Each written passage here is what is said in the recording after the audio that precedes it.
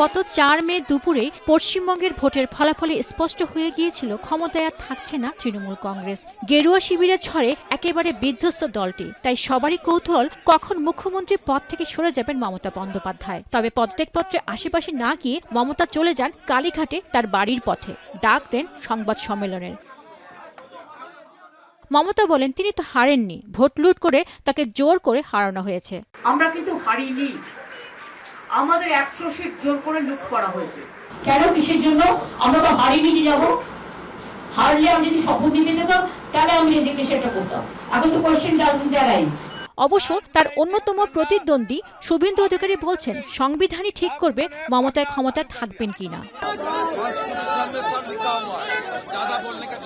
আগামীকাল 7ই মে পশ্চিমবঙ্গ বিধানসভার মেয়াদ শেষ হচ্ছে। পদত্যাগ না করলে আনুষ্ঠানিকভাবে ওই দিন পর্যন্তই মমতা রাজ্যের মুখ্যমন্ত্রী থাকবেন। অর্থাৎ 7 তারিখ পেরোলেই তার মুখ্যমন্ত্রীর পদ থাকবে না, হয়ে যাবেন প্রাক্তন মুখ্যমন্ত্রী।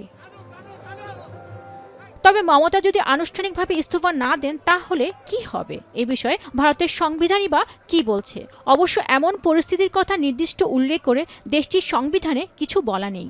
ভোটে হেরে যাওয়ার পরেও বিদায়ী মুখ্যমন্ত্রী ইস্তফা না দেওয়ার নজিরও নেই তাদের। মমতার এমন জেদ পশ্চিমবঙ্গ রাজনীতিতে তৃণমূল কংগ্রেস ও বিজেপির মধ্যে নতুন করে সহিংসতা জন্ম দিবে কিনা তা নিয়ে প্রশ্ন যাচ্ছে। পেনুকা সুলতানা, এখন বিশ্ব। ভিটামিন ই ও সি সিরাম 8টি প্রাকৃতিক অয়েল সমৃদ্ধ লিলি সিরাম অয়েল, যা চুল পড়া কমায় মাত্র 30 দিনে।